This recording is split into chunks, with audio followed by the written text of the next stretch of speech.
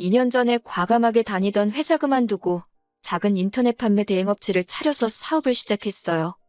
당장 시작하자마자부터 큰 돈 벌겠다는 생각 안 하고 차근차근 준비해가며 시작했는데 운때가 잘 맞은 건지 돈이 조금씩 벌리기 시작했습니다. 앞으로 사업에 계속해서 필요한 여유 자금을 제외하고 순수익으로 제 통장에 저금해 놓은 돈이 4천 정도 되는 상황입니다. 자랑하려는 건 아니지만 2년 만에 사업이 궤도에 오르고 조금 여유가 있는 건 순전히 저희 부모님 덕분입니다. 어머니 아버지께서 일 구워 놓으신 게 많아서 다른 집들보다 여유가 많이 있는 편이에요.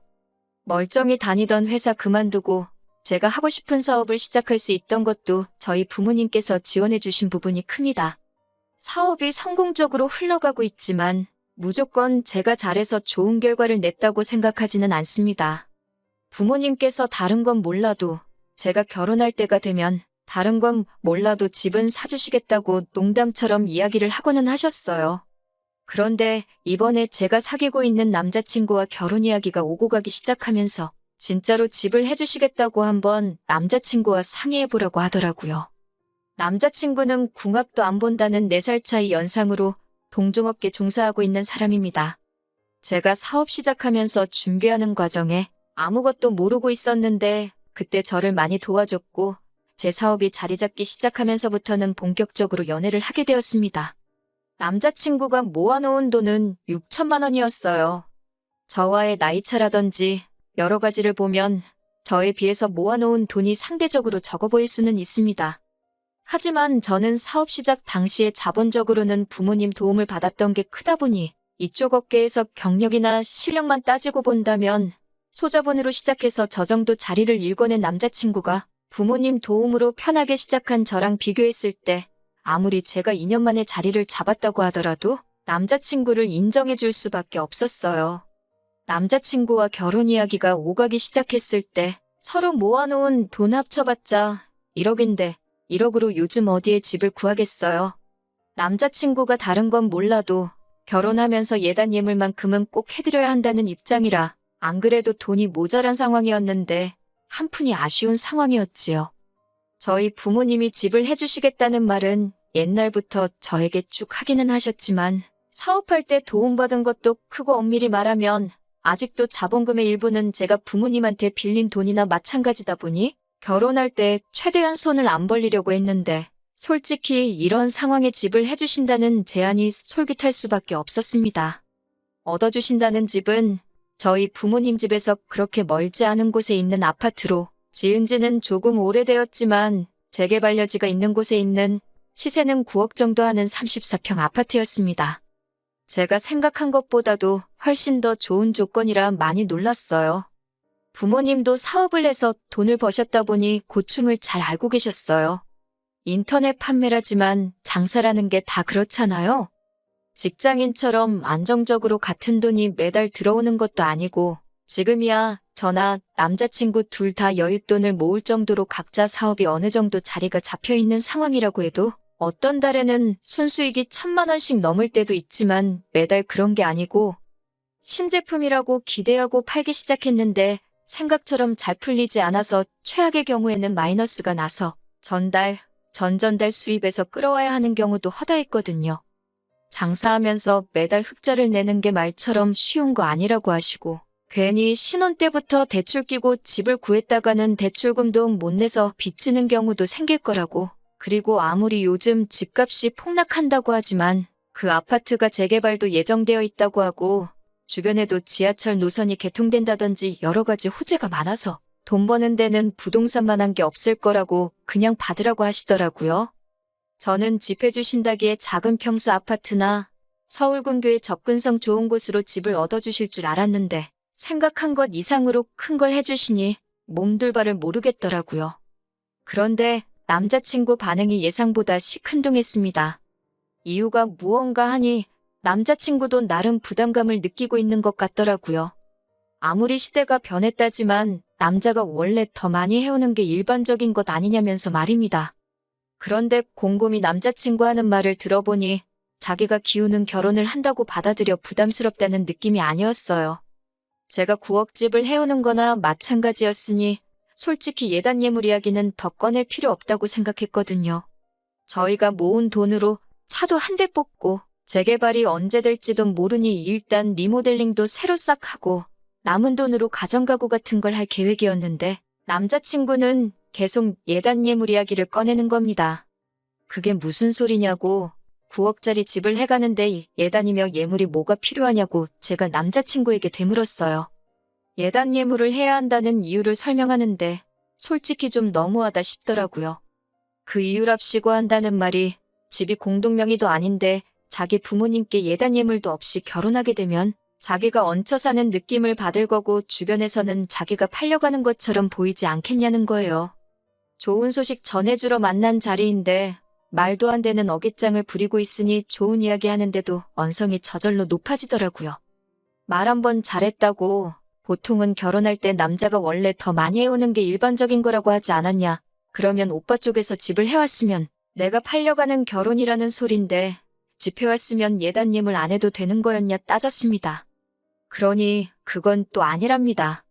남자가 집 해올 때는 경우가 다르지 않냐고 하더라고요. 이러나 저러나 제가 예물을 해와야 한다고 하는 소리였습니다.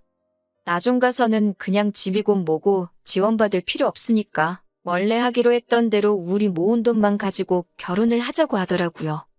남자친구 어머님이 예단 예물 해달라고 했던 거 금액으로 치면 1,500만 원 정도 되는 금액이었는데 우리가 모아놓은 1억에서 그 돈 빼고 나면 서울에 어디 발붙이고 지낼 곳이나 구할 수 있냐고 따지니 친정에 팔려가듯 결혼한 집들 보면 가장인 남자의 위험이 떨어지게 되고 그렇게 돼서 잘된 집을 본 적이 없다고 끝까지 고집을 부리더라고요. 그놈의 자존심이 밥 먹여주는 것도 아니고 왜 그렇게 고집을 부리냐고 한바탕 싸우고 돌아왔어요. 집에 돌아와서 제 표정이 안 좋으니 저희 부모님이 무슨 일이 있냐고 물어보시길래 남자친구랑 다툰 이야기를 전해드렸습니다. 그런데 저희 부모님은 남자친구가 자존심 때문에 그러는 게 아닌 것 같다고 하시더라고요. 무슨 말씀을 하시는 거냐 물으니 따로 대답은 안 해주시고 남자친구와 결혼을 하기로 결심한 이유에 대해서 물어오셨습니다. 생각지도 못한 질문을 하시니 조금 당황스러웠어요. 사업 시작할 때 정말 아무것도 몰라서 어려웠는데 그때 크게 도움받았던 것도 있고 아무래도 연애한 지도 오래되었다 보니 자연스럽게 결혼을 생각한 것 같기도 하고 남자친구와 헤어진다고 해서 더 좋은 사람이 나타날 것 같지도 않다 등등. 평소에 제가 가지고 있던 생각에 대해서 답변 드렸습니다. 부모님께서는 잠시 생각하시는 듯 하더니 제 생각은 알겠다고 하시고 이렇게 해보는 게 어떻겠냐며 남자친구에게 몇 가지 조건을 제시해보라 하셨어요. 며칠 뒤에 남자친구를 만나서 저희 부모님이 내건 조건에 대해서 말해줬습니다. 첫 번째로 저희 부모님은 저희가 모은 돈을 가지고 차도 한 대 뽑고 가정가구며 리모델링까지 제가 애초에 생각했던 대로 진행하면 좋겠다고 하신 이야기를 꺼냈습니다. 대신 남자친구가 말한 예단 예물은 저희 부모님께서 따로 해주시겠다고요. 남자친구 입장에서는 거절할 이유가 없는 더할 나위 없이 좋은 조건이었지요. 그리고 나머지 조건에 대해서도 말해줬습니다. 두 번째로는 남자친구가 예단 예물에 집착하는 모습이 저희 부모님이 보기에는 그렇게 좋아 보이지 않는다는 말이었어요. 예비사돈과 남자친구가 체면에 너무 집착하는 것처럼 보이는데 옛날 사고방식으로 우리 딸, 그러니까 제가 앞으로 시집살이를 하게 되는 건 원치 않으신다는 말이셨죠. 앞으로 결혼 후에는 시댁과 친정, 양가에는 뭐든지 똑같이 하자는 게 두 번째 조건이었습니다. 시댁에 한번 방문하게 되면 다음에는 친정에 방문하고 반대로 친정에 뭐가 하나 있으면 시댁에도 똑같이 하자는 말이었어요. 거기에 부가적으로 나중일이지만 양가 부모님 봉양 문제라든지 그런 부분에서는 마찰이 일절 없었으면 좋겠다는 말이었습니다. 부모님 부양하는 문제는 둘째 치더라도 시댁 한 번 가면 친정 한 번 가고 그러는 건 당연한 거잖아요? 솔직히 조건으로 내걸 필요도 없다고 생각했는데 남자친구는 두 번째 조건을 듣더니 생각에 잠기더라고요. 그러더니 한다는 말이 상황에 따라서 달라질 수도 있는 부분이기에 무조건 그렇게 할 수는 없겠지만 최대한 양가에 공평하게 하도록 하겠다며 선심 쓰듯 이야기하더라고요. 마지막 조건은 신혼집 명의 문제였습니다. 집은 일단 제 명의로 구하게 될 거라고 말해줬어요. 그 말을 듣자마자 남자친구가 움찔하더라고요. 뭐라 말을 꺼내려는 것 같길래 내 말 아직 안 끝났다고 끝까지 들으라고 하고 저희 부모님이 해주신 말을 전해줬습니다. 신혼집 안 받고 모은 돈으로 시작해도 된다고 했었으니 어차피 당장 1억도 안 되는 돈으로 서울에서 빌라 전세 들어가기도 힘들 테고 대출을 받던 월세를 살던 매달 고정적인 지출이 있을 것이다. 그러니 저희 부모님께 월세를 낸다는 생각으로 결혼 후 향후 5년간 80만 원씩 내라고 하셨습니다. 그러면 5년이 지나서 집 명의는 공동명의로 바꿔주겠다 하는 조건이었습니다. 제 말이 끝나기가 무섭게 남자친구는 그건 말도 안 된다고 하더라고요. 어차피 결혼하면 부부재산은 공동재산이나 마찬가지인데 저희 부모님은 돈도 많으시면서 우리가 벌어봐야 얼마나 번다고 그 돈을 받아가려 하시는 거냐 하면서 불만을 토로하더라고요.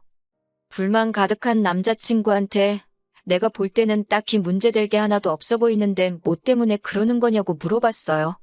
남자친구는 집 해주는 걸 가지고 그런 식으로 하나하나 규칙을 정하는 것도 어이가 없다고 합니다. 자기가 팔려오는 기분이 들어서 싫다고 한 건데 저희 부모님이 해결책이라고 제시한 게 결혼이 아니라 계약이나 마찬가지지 아니냐고 하는 거예요. 그것도 모자라 이제는 예비사위 상대로 장사를 하려고 하시는 거 아니냐면서 결혼이 아니라 대릴사위로 들어와서 월세 내고 살라는 거랑 뭐가 다르냐고 하는 겁니다. 그러면서 한다는 말이 차라리 집을 해주실 돈으로 제 사업이랑 자기 사업을 합치고 그 돈을 가지고 사업을 더 크게 확장하자고 하더군요. 10억 자본금의 자기 능력이면 장사해서 부자 되는 거 순식간이라고. 그러면 그때 돼서 신축 아파트로 공동명의 집도 사고 다 할 수 있다는 겁니다. 어차피 요즘 집값도 내려가는 추세인데 집 해주는 거 가지고 그렇게 치사하게 나오실 바에 차라리 더 좋은 곳에 투자한다고 생각하시면 저희 부모님 입장에서도 그게 더 이득 아니겠냐고 하더라고요. 그제서야 저희 부모님께서 저한테 남자친구와 왜 결혼을 결심하게 된 건지 물어보신 이유, 그리고 남자친구가 비단 자존심 때문에 그러는 게 아닌 것 같다고 하신 진짜 이유가 뭔지 깨닫게 되었습니다. 월세 형식으로 내라는 80만 원, 당장 액수만 보면 큰 돈처럼 보이지만 5년 해봐야 5천만 원도 안 되는 돈입니다. 따지고 보면 9억 아파트를 지금 모아놓은 돈 6천에 5년 동안 보낼 돈 5천 해봐야 1억 조금 넘는 돈으로 공동명의를 해주겠다는 조건이에요. 남자친구 입장에서는 아쉬울 거 하나 없는 조건입니다. 심지어 지금 모인 돈은 다른 데 쓰는 것도 아니고 리모델링 하는데 들어갈 돈이고요. 만에 하나 남자친구 말처럼 아파트가 재개발이 안 되고 집값이 지금보다 더 내려간다 하더라도 손해볼 거 하나 없는 상황인 거예요. 그리고 저희 부모님이 설마 한 달에 80만 원이 아쉬워서 남자친구한테 손 벌리려고 하시는 거겠어요? 얼마나 착실히 사는지, 가장으로서의 위험이나 체면 운운하기 전에 얼마나 책임감이 있는 사람인지 그 모습을 보고 싶어서 내건 조건이지요. 아마 5년 뒤에 그 5천만 원 채워서 다 드렸을 때 모르면 몰라도 몇 배로 불려서 돌려주시진 않겠지만 저희를 위해 쓰실 돈이라는 건 안 봐도 뻔한 사실이었어요. 애초에 집을 해온다는데 예물 예단을 포기 못하고 자기 자존심 운운하는 순간부터 저희 부모님은 제 남자친구가 결혼 상대로 좋은 사람이 아니라는 걸 확신하셨고 저한테 강압적으로 남자친구랑 헤어지란 말을 하실 수도 있었지만 제 남자친구가 똥인지 된장인지 제 스스로 판단하시길 바라셨기에 결혼을 반대하신 게 아니라 최대한 남자친구의 본성을 확인할 수 있는 방법을 제시해 주신 거였지요. 남자친구가 사업을 더 크게 확장하네 하는 헛소리는 제 귀에는 더 이상 들어오지도 않았습니다. 계속 말도 안 되는 허황된 말만 늘어놓고 있는 남자친구한테 더 말할 필요 없다고 말하고 그냥 결혼도 없던 일로 하자고 말했어요. 그리고 더 시간 낭비할 이유도 없는 것 같으니 우리 만나는 것도 오늘이 마지막이라고 하고 자리에서 일어났습니다. 남자친구는 제 반응을 예상 못한 건지 제가 저만치 갈 때까지 자리에 굳어가지고 가만히 있더군요. 나중에 전화로 한다는 말이 자기가 잘못 생각한 것 같다면서 저희 부모님이 원하시는 대로 하겠다고 그러니까 그냥 결혼하자고 말하는데 이제는 그 말이 제 귀에는 지가 저랑 결혼해줄게 하는 말처럼 들렸어요. 이제 그만 만났으면 좋겠다고 한 말이 아직도 이해가 안 가냐고. 지금 전화 받아준 것도 여태까지 정을 생각해서 받아준 거고 2번 다시 연락도 하지 말라 그러고 전화 끊어버렸습니다. 그 뒤로도 저희 집 앞까지 찾아오고 밤만 되면 미안하다고 연락하고 그러길래 전화번호는 차단해버리고 한 번만 더 집까지 찾아오면 저도 이제 가만히 있지 않을 거라고 하니 그제서야 겁을 먹었는지 그 뒤부턴 코빼기도 비치지 않더라고요. 어른 말만 들어도 자다가도 떡이 생긴다는 옛말, 저는 그동안 솔직히 고리타분한 옛날 방식 강요하는 것 같은 나쁜 쪽으로 해석을 하고 있었거든요. 그런데 이번 일을 계기로 그 말이 맞는 말이라는 걸 실감했어요. 나중에서야 나눈 이야기지만 부모님은 애초에 제가 남자친구랑 처음 다투었던 그날에 한 번도 만나보지 않았지만 이야기만 듣고도 남자친구의 사람됨됨이를 한눈에 아셨다고 하시더라고요. 부모님께서 제안했던 조건이 생각해보면 부당한 것 하나 없이 당연한 것들에 오히려 남자친구한테 득이 되는 게 더 많았던 이유도 남자친구는 욕심에 눈이 멀어서 굴러들어온 보글발로 차버릴 만한 사람이라는 걸 대번에 눈치채셨다고 합니다. 제 결혼 상대로 내키지 않았지만 부모님이 들고 나서 반대하셔가지고 결혼을 파토내는 것보다 남자친구의 숨겨진 이면을 제가 스스로 눈치채도록 해주고 싶으셨다고 하셨어요. 만약에 제가 눈치채지 못하고 그냥 결혼했으면 어쩔 뻔했냐고 물어보니 부모님께서는 저를 오냐오냐 키우긴 했지만 그 정도도 모르는 모질이로 키운 적은 없다고 하시며 제가 좋은 선택 내릴 걸 알고 있으셨다고 하네요. 진짜 만약에 제가 혹시나 눈치채지 못하고 결혼하려고 들면 그때 가서는 결혼 못하게 했을 거라고 농담처럼 웃으며 말씀하셨어요. 솔직히 늘 붙어 다니다가 혼자가 되니 어색한 부분이 있어요. 일하면서도 남자친구 도움을 알게 모르게 받았다 보니 그런 느낌이 더 큰 것 같습니다. 하지만 후회가 되지는 않네요. 저도 앞으로 스스로 제 앞가림 할 수 있게 노력하고 사람 보는 눈을 좀 더 키워서 부모님 걱정은 이제 그만 끼쳐드려야겠어요.